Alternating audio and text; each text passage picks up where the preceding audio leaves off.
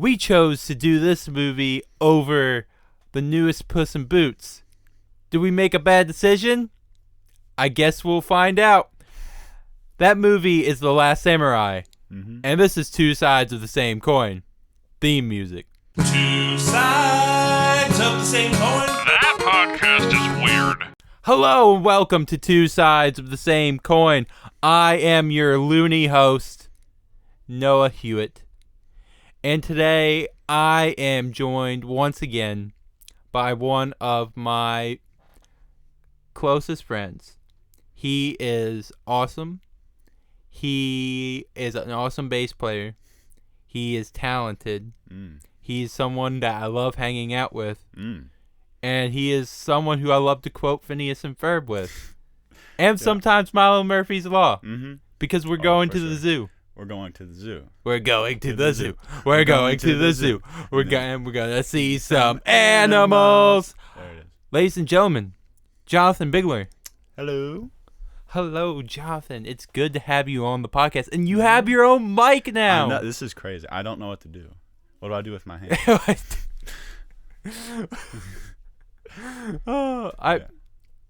It took a couple months to actually figure out how to get the multi-track audio down, but I got it working. And yeah, it's good to have you back. Yeah, it's good to be back. And today we're talking about The Last Samurai. Great movie, great. Yeah, we weren't expecting to do a podcast episode of that.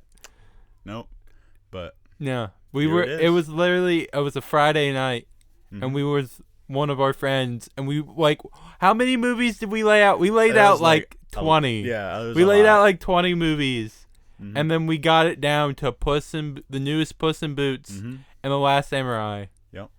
And our one buddy really wanted us to watch The Last Samurai. I'm like, okay. Might as well.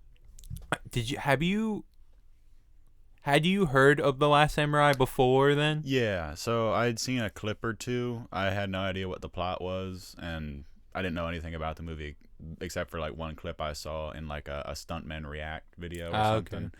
And it looked cool, and I wanted to know, what it was about, but I never got around to it. So, I was happy that we got to watch it. Yeah. But my cousin has been telling me to watch this movie for the longest time. He's a big fan of like the samurai culture and samurai swords and stuff. Yeah. And I think I watched clips of this movie, but even if you watch all the clips, it paled in comparison with watching the movie all the way through. But yeah. Let's just hop into it, shall we? Let's talk about The Last Samurai. All right. Japan's got it in mind to become a civilized country. And Mr. Omura here is willing to spend what it takes to hire white experts to train their army. We will pay you $400 a month. 5. How many other genuine heroes you got lined up?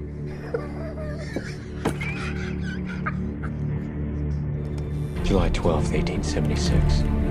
For 6 months' work, I am to receive 3 years of captain's pay, teaching Orientals to soldier.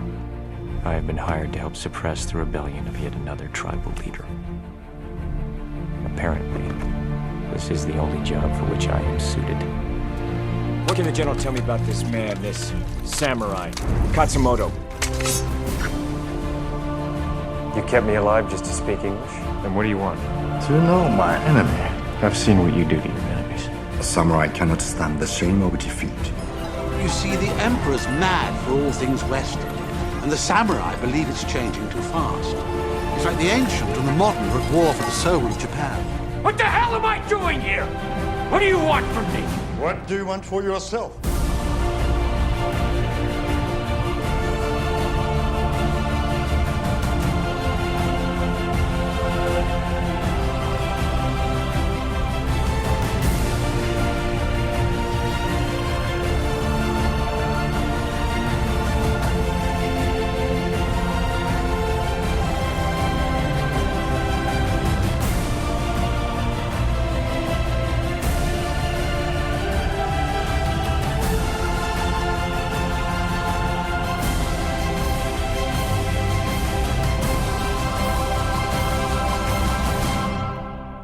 Tom Cruise plays Civil War hero Captain Nathan Algren, who comes to Japan to fight the samurai and ends up pledging himself to their cause.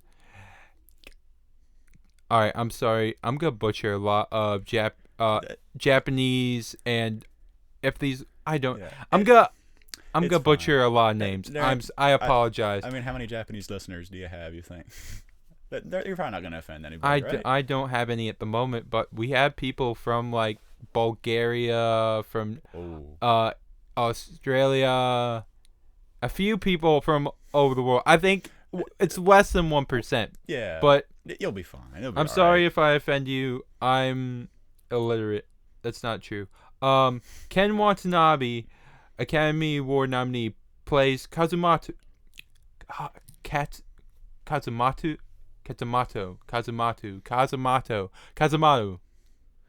Yeah. A samurai leader facing a vanishing way of life whose destiny becomes intertwined with that of the American captain. Edward Zwick, winner of the National Board of Review's Best Director Award, directs this sweeping and emotional epic of the birth of modern Japan. Mm-hmm. Yeah. So, if I didn't stumble over my words, that would have been very good. Yeah, I mean, still, I think that's a good summary, but I feel like even reading that, it's just like, no, it doesn't capture what the movie and we is read in total. Yeah, we read through a couple of them, and it doesn't do it justice. No, it doesn't. No. Oh, how many we read through like 2 or 3 summaries? Mm-hmm. None of them do justice. No. I mean, it's a good summary. Mm-hmm. But yeah, let's I guess let's do what let's start with just what we liked. Mm-hmm. No negativity, and then we'll go in the stuff that we did not like. Okay. And I would say the first thing is reading the summary. Emotional epic is true. That's spot on. Yeah. It will play with your emotions. Mm-hmm. I mean, I don't know about you. I didn't cry, but my eyes were filling with tears a couple of times. I could see you really invested. If a few times I looked over, I was like, "Oh man, Noah's getting into this." This is pretty intense. Well, it's just you build a relationship with these people. Mm-hmm. I mean, and Tom Cruise. Here's the thing: I love Tom Cruise. I especially love his younger stuff. I mean, this movie came out in 2003. Yeah. And we're going to try to stay away from spoilers or big spoilers. Yeah, sure. Yeah. But if we do spoil a movie or say spoil, I mean, it came out 20 years ago. Where you been? Mm-hmm. I mean, it's just... Yeah, no. I liked this... I mean... I guess you could say... Could you say it was kind of a coming-of-age story? I would say... In a way, yeah. I mean, it's kind of like him, Tom Cruise's character, discovering himself and his own purpose. Because when we first meet him, he's very broken, which is I kind of like, and because you see his transformation because he's feeling guilt because he's a Civil War hero, but also, which we didn't find this in any of the summaries, he's not really guilted by what he did in the Civil War. He's guilted what they did with the Native Americans. Yeah. Because they slaughtered a lot of innocent Native Americans. And that's just on him. And apparently he, knew the language and knew the people. Which I wish we knew a little bit more of that.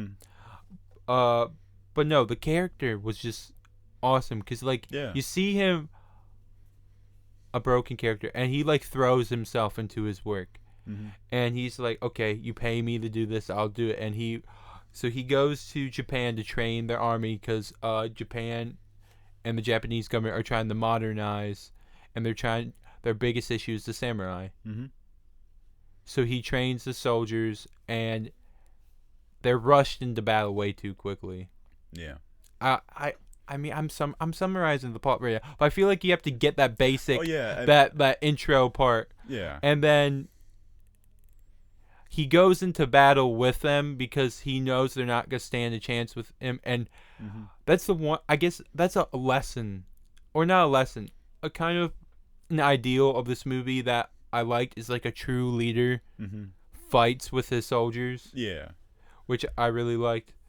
And that first battle where because he ends up taking like on 10 samurai by himself, and he's like, it takes like 5 of them to take him down, and then one's about to go for the kill, and then he strikes him before and kills him. Yeah, and Kazimoto sees this, and apparently Kazimoto had like a vision in the beginning, kind of like foretelling the coming of him. Yeah. And so he takes him in, and it starts as like studying his enemy, but then it's like 2 enemies become brothers. Yeah. Yeah, I feel like that's a good foundation. I guess. I feel like that kind of explains where the story is gonna go. Because I was trying to just go and talk about it, but the thing is, not that this movie is obscure in any way. No. I feel like a lot people have heard about it, but it's like, also a 2-decade-old movie. Or it's like the only thing I knew about it, or the only thing it sounds like, is just like, oh, there's just a lot of fighting. Yeah. Like, it doesn't go into like the cool backstory that's in there. Like I feel like there's a really cool story and like emotional elements that aren't really like expressed when you just read a summary or see clips, you know. Yeah. I love the characters. I like that this was a really cultural movie. I'm not completely sure how much of it is accurate. Yeah. But it was very cultural, cuz it's like cuz he Nathan, like, once he like got to know the people more, he fell in love with their way of life. And I don't think that was hard for him to begin with, because I don't think he really, the only reason he saw them as enemy in the first place was because he was paid to. Yeah. And yeah, I'm just the visuals were great. It was emotional. The cinematography was like beautiful. Do you know where they filmed it? I don't know. It might have been in Japan. Yeah, that's what I was wondering. I wasn't sure if it was actually in Japan or not. Because, I mean, the scenery was beautiful. It looked pretty similar to, Japan. At least Asia somewhere. Let's see. Is it on the IMDb? It might not be. Let's see. We'll check on... where was the last samurai film? Well, it looks like it might have been in Japan. Much of the filming centered on the hillsides of the Yuturi Valley, which was remodeled slightly to... Oh, seemed like New Zealand. Oh, okay. Huh. I think... Yeah, no, it took place mostly in New Zealand. Oh, well, there you go. All right. I mean, still a beautiful scenery because still beautiful scenery. New Zealand. But. Yeah. No, a beautiful scenery. It's just the visuals were amazing. The armor, the samurai armor, that was amazing. That was pretty cool. Yeah. What I thought was cool, and that this wasn't like an English movie, if that makes sense. Like, what some people get mad about cultural films sometimes is that it'll all be in English, but we go from Japanese and English, and like you have to read some subtitles. I'm not big for subtitles. I mean, my sister loves to watch like Korean dramas and stuff, but I'm not one to like just read subtitles. But when you go back and forth, that's what I really like, because we went from English back to Japanese, back and forth, and it was a good mix of cultures. Yeah. And I really liked it. I'm trying to think of other stuff. I mean, the action was good. Yeah, the action was good. I mean, of course, there was a few moments that were kind of weird. Yeah. But, I mean, overall, I thought it was really well done. And the relationships, like, you really felt the bond he had with these people. Yeah. And I guess that's okay. the bond that really struck me the most was that like the family he was staying with was like the family of the dude he killed. Yeah, that and hit that pretty just like blew me away, and not to. It kind of convicted me, like towards my faith, like because we're both men of God, and these people took care of a man that like killed like one of their family. Yeah, members. one of their family members, and I mean they despised him a little bit at first, but they come to love him. Yeah, and if anything, that's how we should treat the people of the world. I mean, it's very hard to do that. Yeah. But it was just it was a very convicting moment, and I mean, these people, they like, and like the mother, she I think she was like the sister of Kazumaru. Yeah. Why can't, it's so hard to say Kazumoto. Oh, okay. I want to say Mato for some reason. Moto. Yeah. It's his sister, and she came to him is like, kill him or kill me. Yeah. And then she ends up falling in love with him, which that's another thing I liked. They did not push that too far. I did like that they kind of let it grow, and it was over multiple years, right? Yeah, like their relationship. It was grew. a year. Yeah, he was with them for a year, which I felt like that was good flow of it. And there was no big love scene. No. Either. It was like a peck on the lips. Yeah, like it, and like wear my husband's armor, and that was it, which I liked. That ending battle scene too. That last rough. I mean, you were like, I don't know. I felt like I was like some Field of Dreams stuff. Like you really hit you in the heart. I mean, it's just like, you're not going to win, but like it's just like yeah, it's just like it was almost kind of like hopeless, and they kept pushing forward, and like you knew it was gonna happen, like you said. It's hard to describe, because the thing is, I think my favorite part of this movie may not necessarily be the action, because some could say the action is to be desired. It was more of the emotional journey, because it will, from like the beginning where Nathan's like struggling, broken, because he's a war veteran who's fighting himself, and he's also an alcoholic, which I also liked, that because of his time with him, he was able to conquer his addiction. Yeah. And it was just, you see a man who's just so broken and just fought because he had really nothing else to fight for, and he was just more fighting to die. But now he was like fighting to live for the people he cared about. Yeah. And it was just, it was awesome. Yeah, I mean, it's almost like if you cut the movie short, like when he gets back and he's like a renewed man after living with the Japanese, like that could be almost like a whole other movie in itself. Like if he didn't do the final fight scene, it's like that's almost like a feel good story about, like you said, like a man being redeemed. Yeah. But then since they continue it to make it a little more emotional. But wouldn't that be the movie like Unbroken? Probably. I don't think I've seen that. I haven't seen it either. It was probably like about pretty, I think it was similar. like an Olympic athlete going through like World War II.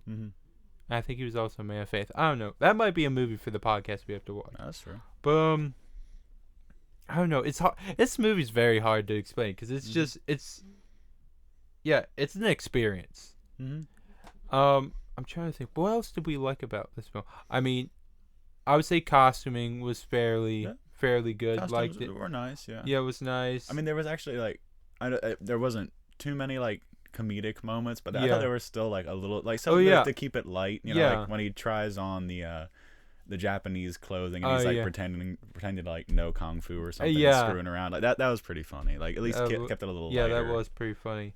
I really liked the narrator. Oh yeah. and who was like the photographer and like historian translator. Which what other movie that dude was from? I recognized him, I might but I have to couldn't remember. look up his name. It's the dude from Enchanted. Oh, he played yes, he I played, do remember that. Timothy Spall. Mm-hmm. Yep. Hopefully, yeah, he played Simon Grant. I do remember him. Yeah, I like. Well, he was a little irritating in the beginning. Yeah. But then you kind of realized, like, a lot of people, like, looking from the outside in, he just did not understand. Mm-hmm. And yeah, no, it was just, oh my goodness, the movie was emotional. I'm telling you, I cried multiple times, especially because it was just when they're like fighting, and I guess what like is that Kazumoto. He's fighting against the modernists because people are trying to modernize Japan, and he still believes he's fighting for the Emperor of Japan. Yeah. And the thing is, the Emperor of Japan just doesn't want to stand up for him. He's just too scared, and it's kind of why. I mean, it's kind of the Emperor's fault why Kazumoto dies. I mean, yeah. But it's just, I don't know. Yeah, they go out the warrior's way, which I think is cool. Yeah. I'm trying to think. Is there anything else that really stood out to you? The music. Oh yeah, the music was good. It was solid. I mean, it was okay. I can't say it was really memorable. No. But it really intensified your emotions. Yeah. Like I feel like it did its job well. Like it's not like, like a Star Wars score or something. Like it's not gonna be like memorable like you said. I would say more like Narnia. It's like a little memorable, but it like more intensifies the scene.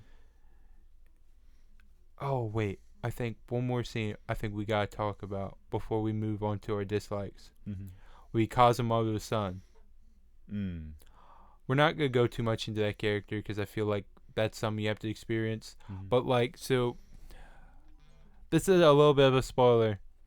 But so Kazumoto's about to get killed, and Nathan and the other samurai go to save him, and in this rescue set, the son gets injured, and what I really like is he basically said, "Father, if it's my time, it's my time," and for a second, I thought the son was just gonna die there lying up against a tree. But Kazumoto, he like picks him up, basically gives him a hug, and then they move on. And the son, what he does, which is like one of the,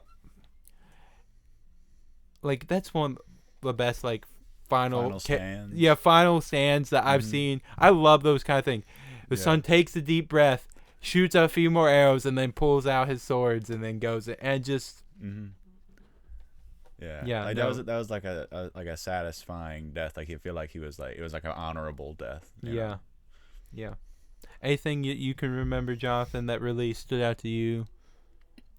Not specifically, like not a specific scene. I just think like my favorite part of like probably like the whole movie was like more like just the middle when Nathan first arrives in Japan. Yeah. And then like, seeing him like, going back to the U.S. Army and when they just take him back to the U.S. Army. I don't think they take him back. Well, they drop him off. Remember, like all the Japanese take him back. And then well, he's not. I don't think he's there as a part of the U.S. I think he's just someone to train because he technically works for people of Japan. But and which I guess that's another thing I liked about it. It's like he went up against his own people, like even his own like former commander officer and stuff. Well, I mean, like he never really liked him anyway, so that was yeah. I'm trying to think. Is there anything? Yeah, I think we covered most of the basics without going too much. And all right, so let's flip the coin. What are some things that you didn't like about this movie, Jonathan?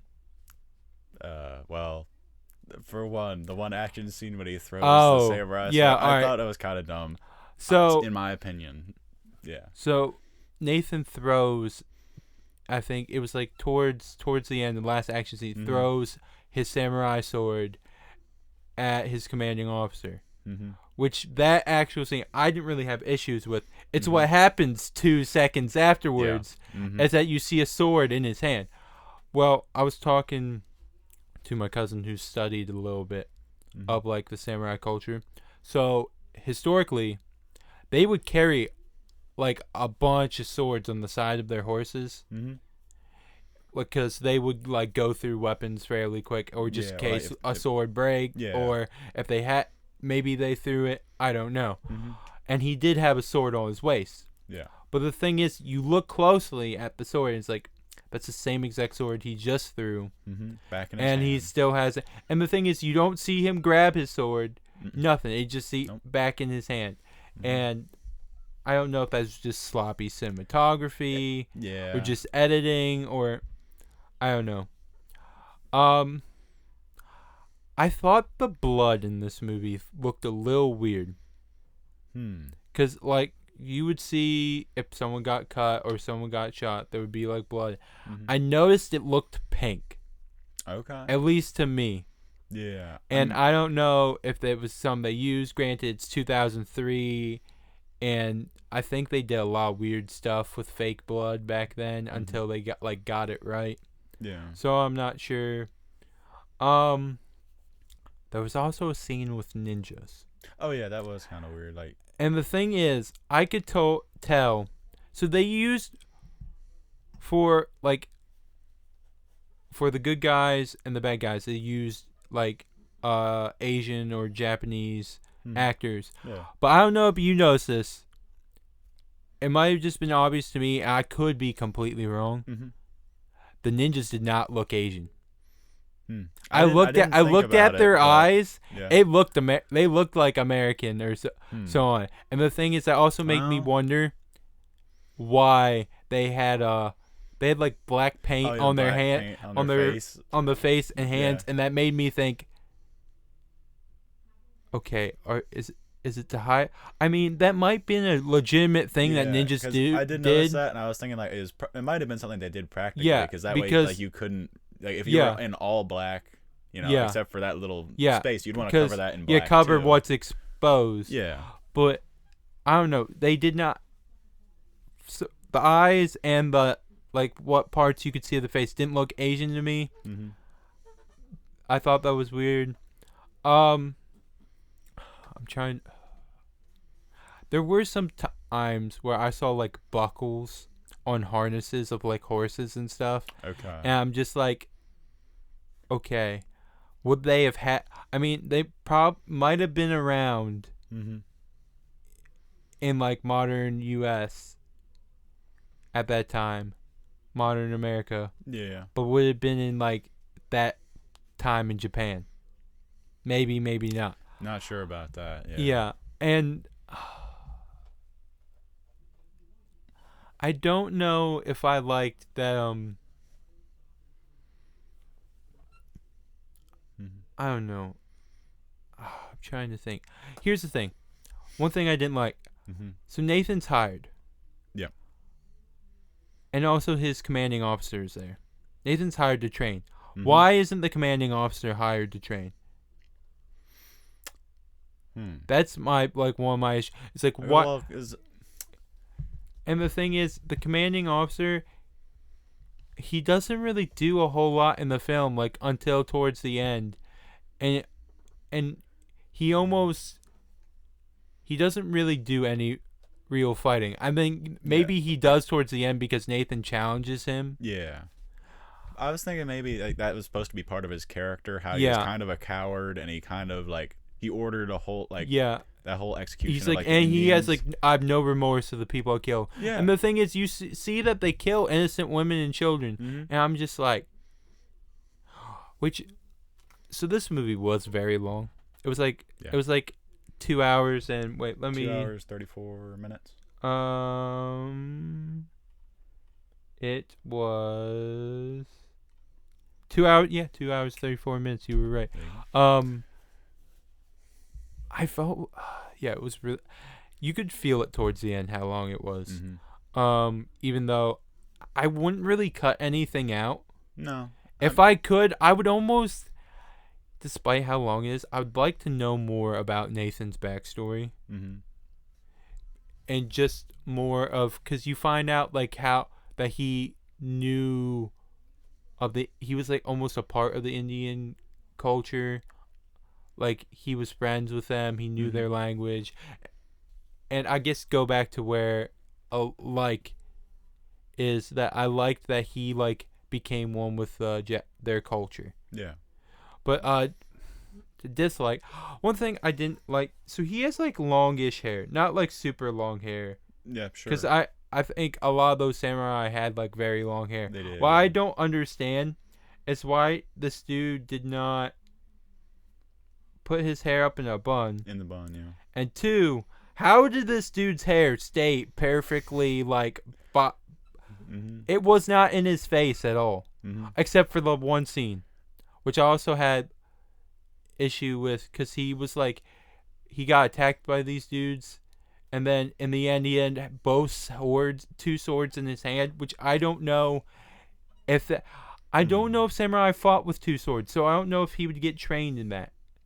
Yeah. Because samurai usually fight with 1 sword. I mean, they have multiple swords, but they do one at a yeah, they're one at a time. Just use one at a time. Yeah.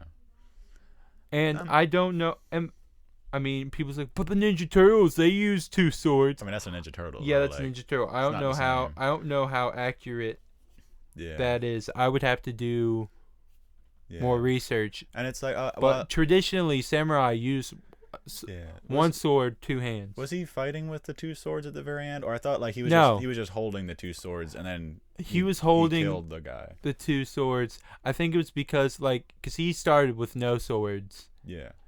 And that could have been just like fighting in the moment, and he could have also been using like the samurai style, and also before he learned the way, he was good with just like the Civil War military sword. Like he took out 5 guys with that in the beginning. I'm trying. Yeah, I mean, I can't think of many other. I did not like the Emperor. The Emperor. I thought he was okay. No, but I mean, just a part of the story. Just like not as a critical thing. Yeah. Just because the dude was a wimp. Okay, well, yeah, that's. He didn't stand up for Kazimoto, and it wasn't like till the end that he like grew a pair. I mean, because he let people tell him what to do. He's like, tell me what to do, tell me what to do, tell me what to do. Yeah. And Kazimoto's like, you are like a god to me. Tell me what to do. And because he didn't tell Kazimoto what to do, Kazimoto got killed. And yeah, but I mean, I feel like he was kind of necessary for the story, though. It was necessary for the story. Yeah, I think it was kind of like annoying that he was a wimp, but like it was like, I mean, I can understand that, like being in that position though, it must be scary. Like you know, he has to look over this entire nation of people, and he doesn't really know what to do. So I can kind of see that. I thought he was all right. Yeah, it was just. He did look really young though. I was surprised. He was well. That's how that was. Yeah. I mean, I think Egypt rulers sometimes started the age of 12. Or Egyptian. I'm sorry. Yeah. What was the one thing that I was gonna look up some of what people said online about it. Yeah.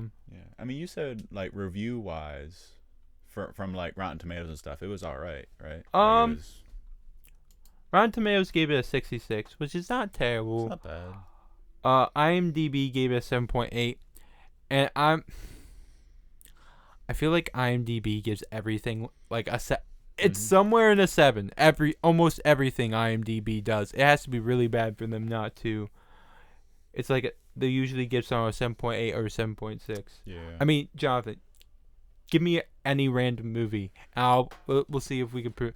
What movie first comes to your head? I just thought of the Chronicles of Narnia. Okay, the Chronicles about that. All right, the Chronicles of Narnia. The first one, Lion, Witch, and the Wardrobe. Okay. Yep. The Lion, Witch, and the Wardrobe.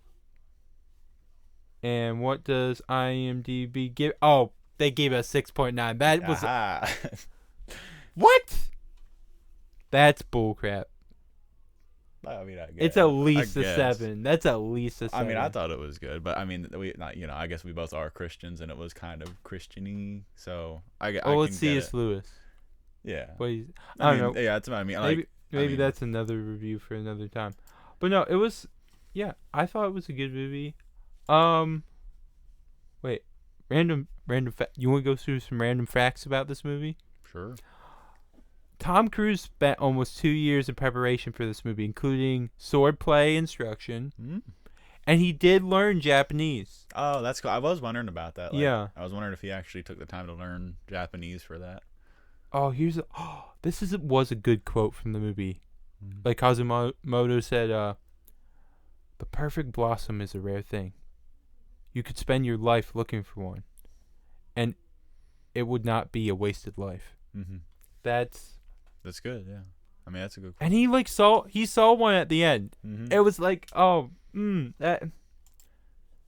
telling you, this movie, it might have been more emotional jerking to me than Marley and Me. Is that bad to say? No, I mean, I think that's fine because I've never seen Marley and Me, so. What? I don't think I've seen it. Okay, we need to make a list of all the movies you haven't seen. That list is gonna be long. Well, we're gonna do it on this podcast. Okay. I mean, we got, but I mean, I already have plans during Christmas to have you watch Polar Express. It's happening. That sounds good to It's me. happening this year. All right. The opening Warner Bros. Logo is a light blue on a solid black background. Is that supposed to be something amazing? I guess. Soundtracks. I've never heard of these people before.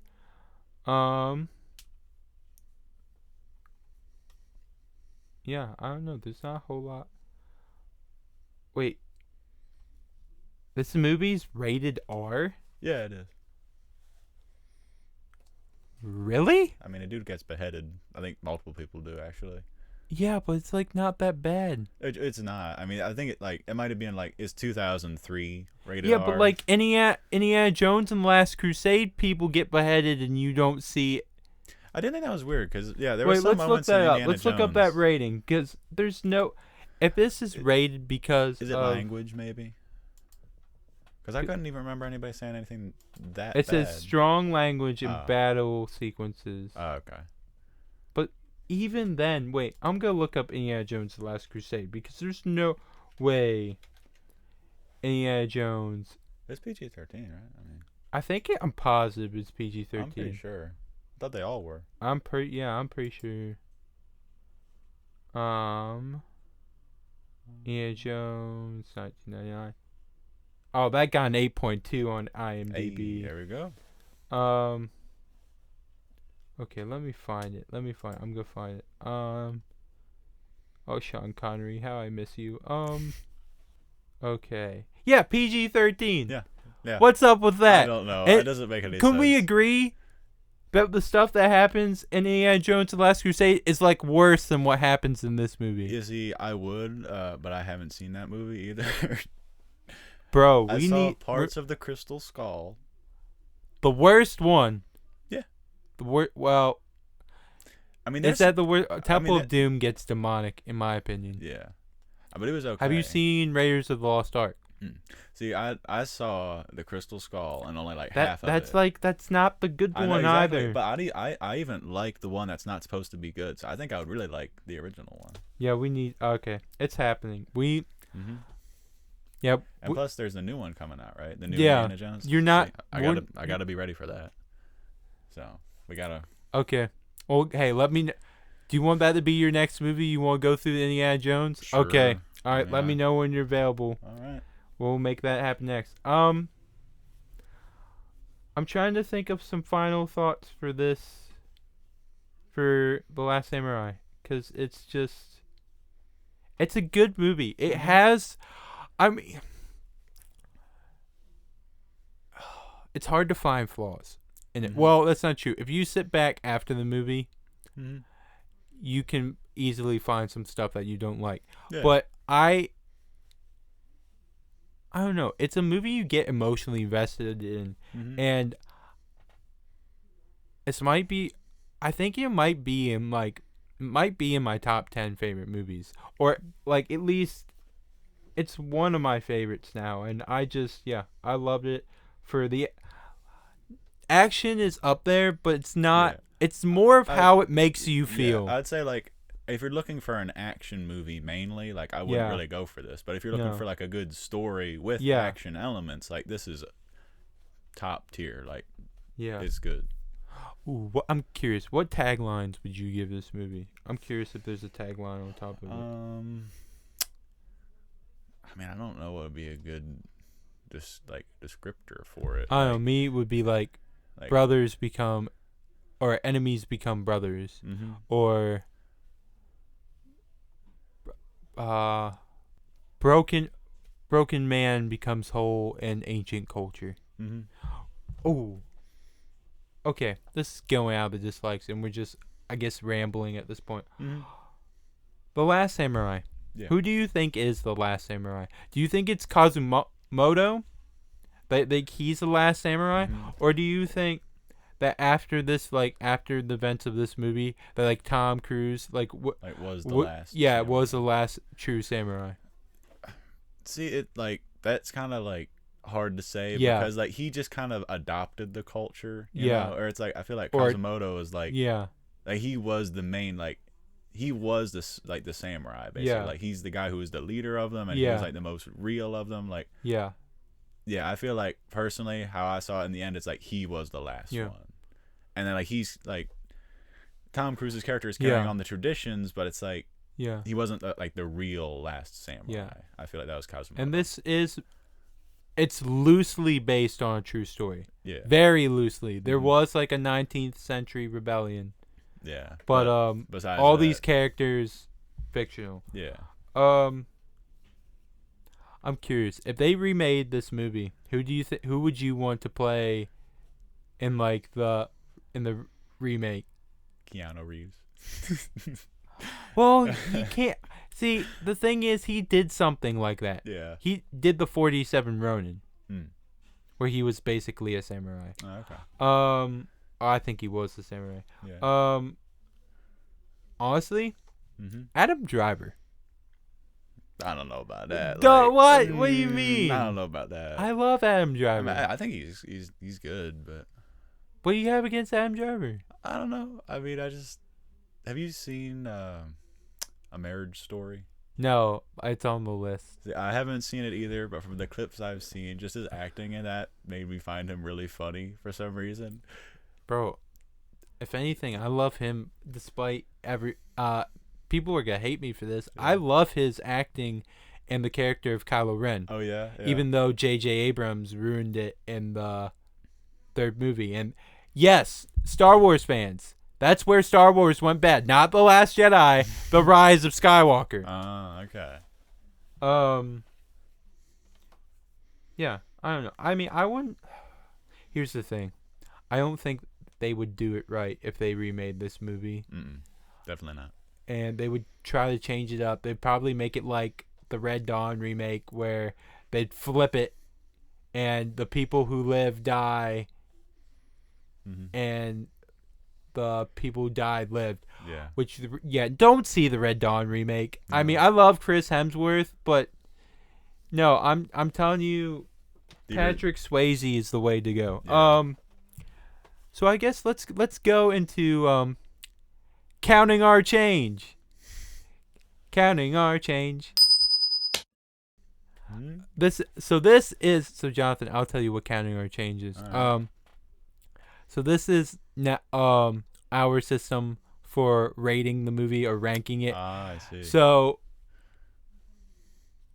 instead of like 1 through 10, it's basically that, but like by tens, it's like how much out of a dollar. Okay. Do you want me? Do you want to go first, or you want me to go first? You can go first. I think I have a rating in my head. I think so. This might change over time. See, I'm going to go a little bit higher than what my initial gut feeling is saying. I'm going to say this is like an 80-cent movie. And I almost want to give it a 9, but then that's kind of generous. That's a little much. But that's a little much. And my gut is saying, like, I don't really want to agree with IMDb because I almost think it is like an 85-cent movie. Just because, despite what little issues it has, and I bet you if we did more research, we could find a whole lot more. Mm-hmm. But it's just it's the experience. Yeah. And if that experience, the experience might change over the next couple times. But yeah, I feel like but the first watch is the one first that really watch matters. Yeah, you know? the first watch mattered, and we loved it. We loved the story. I mean, yeah, not the best action movie, but like, I mean, this movie has made me more emotional than like a lot of other sad movies like Marley and Me, which you apparently never seen. No. What emotional movie have you seen, Jonathan? Think of an emotional movie. Passion of the Christ does not count. I haven't seen that. Oh my goodness. Bruh, like, I don't even know if I've seen any emotion. I grew up on Disney. Like, what's a good Disney movie that you think is emotional? Emotional? That makes you cry? Like Lilo and Stitch? No. Well, one of the sequels maybe. What about Homeward Bound? Okay, how about like the opening scene in Up? I've seen that, and that. Oh, yeah, that's emotional. Like, okay, let's go with Up because I've seen Up, and that hits every time. I don't know if this movie's more emotional than that. That really hits the feels. Yeah. Have you seen Homeward Bound? Sounds familiar. I don't know if I remember it specifically. I mean, I haven't seen that movie in years. Yeah. Okay, Jonathan, you give your rating. Yeah, I'm thinking 85 cents. Yeah. That's what I'm saying. Yeah. Because at first I was like, oh, I'll give it like a little bit of a lower rating. I was thinking 70 or 75. And then I thought about it, and I was like, that's one of the most enjoyable movies I've seen in a while. Yeah, that's I'm how I was 85 cents. Yeah. Like, yeah. Two sides of the same coin rating, 85 cents. Mm-hmm. Yeah. I would definitely share this movie with your friend. It was a good movie to watch with friends. Oh, yeah. Yeah. I feel like watching it by yourself like wouldn't really do it justice. No. I'm sure it would be fine, but yeah, it's like having it as a group experience was pretty fun. Yeah, I mean, and this is no way like there's probably better movies. I mean, yeah. But no. It was just the emotional experience was just amazing. Yeah. It's just a solid movie, yeah. Yeah. So, before we head off, what have you been watching lately, Jonathan? I haven't done this question in a while, and I'm just curious. Or as we like to say on this podcast, what have you been consuming? Well, I've been consuming. Just today, I was watching Breaking Bad. And I gotta say, is it bad? I think it's overrated. It's not that good. I keep trying to give it a chance because one of my best friends, he's like, yo, that show is so good. He's like, you gotta watch it. He's like, it was my favorite show, and I'm in the 3rd season. Yeah. And I turned off an episode halfway through today because in this one episode, they're in a meth lab. Yeah. And Walter White finds a fly in the meth lab. Oh boy! And for like 20, he goes nuts. And for like 25 minutes, they're trying to kill a fly. Oh man, that's all they do. I don't know. I've seen clips. It doesn't seem interesting to me. And here's the thing. Now I think some people love Breaking Bad. Oh yeah. Especially friend, more like family of the podcast, Zach. Mm-hmm. He did our theme song. Oh yeah. I don't think I will ever like Breaking Bad, and this is why. It's an emotional experience I actually have. So I am a fan of Duck Dynasty. Mm-hmm. Take that with what you will. Mm-hmm. I know some people like it, some people don't. Some people have issues with that family. I'll say I love that show. Oh yeah. It was Christmas. I was at my great aunt's house. I was watching the Duck Dynasty Christmas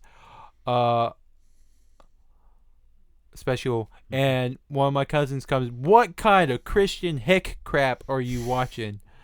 And he complained, made me turn it off, and guess what he puts in the opening episodes to Breaking Bad, and I was like 12 at the time, 12 or 13 at the time, and I was I was kind of upset, and I didn't like it then. I don't like it now. Nope, it's not that good. No, yeah, it's overrated. There's there's awesome scenes in the show, but like there's one cool there's one cool scene in like season 1. There's a cool scene in season 2. There's a cool scene in season 3. But the rest of it's just like it feels like filler. I know it's not. Like there's still good intricacies in what they're doing. Well, but it's just like it's so lackluster to me. It's not that impressive. And I don't think the payout in the end is really that good anyway.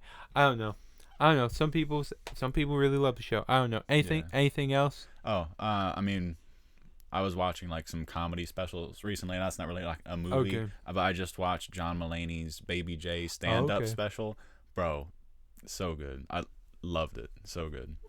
What about music? Have you heard any good music lately? Not anything too recent. Like I've just been listening to like some older stuff. I mean, I listen. Well, sometimes that's the best stuff to listen to. That's just true. Like, I forget what the name of the band. It's like Amorosa or something. Is a band I've been listening to. There's an album called Peach Club. Ooh, solid album. Okay, I might check that out. Yeah, it's pretty fun. But besides that, not much. Yeah. Well, I think this is like the first time I've like done this in a while. I'm trying to think of what I watched. Some Vox Machina. Which is like a D&D animated show. Interesting. Definitely one of those darker, more vulgar animated shows. It's okay. I like it. There's some parts I don't like. Watched the Dungeons and Dragons movie a couple weeks ago. Yeah. Was that pretty good? Yeah. Your understanding of D&D will definitely affect how much you like the movie. Yeah. Because my cousin has been a dungeon master for like a decade, and he loves the movie. Trying to think of other stuff. I watched Legend of Calamity Jane, which is a animated series that's available on Tubi that was on Kids WB back in the day. Very interesting. Quality not that great. Story not that great, but yet I enjoy it. I like finding weird stuff on Tubi. Yeah. I played through I've been playing Borderlands lately. Oh, nice. Borderlands 2 specifically. I gave up on Borderlands 1. It's just so boring. I watched Star Wars Visions. Oh yeah? Yeah. I don't know if this new season is as good as the old season. I haven't watched any of them yet. I heard they were alright. I might do a detailed episode on that.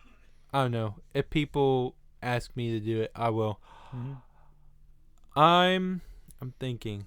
Any music? Music? I don't know. I like to listen to my Disney classics, and I was listening to Boulevard of Broken Dreams by Green Day. Yeah. On and off, I've been listening to NF's new album, Hope. Hope, the new album, it might be his best album yet. Okay. If you haven't listened to it, especially that first song, Hope, that might be my favorite. Especially watch the music video. Oh yeah. There's kind of like a Venom thing going on towards the end. It's cool. Okay. I'm trying to think. I need to watch some more movies because I have a bunch. Like I just bought like 200 more movies. Yeah, my DVD collection is very vast, and I mean, maybe I'll just do a thing where I'll just go through my entire collection and just get brief, or maybe just a bin. Going through a bin. Going through a full bin. Yeah. Which reminds me, because people are probably saying, you chose Last Samurai over the new Puss in Boots. Yeah. I mean, we both still haven't seen it. Yeah. I mean, I'm sure it's good. Yeah. It's just I like.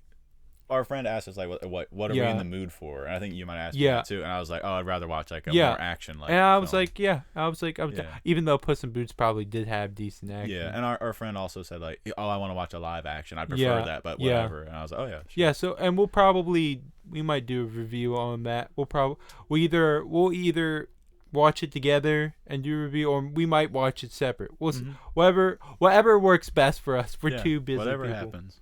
Whatever happens. Anything you excited to watch coming up?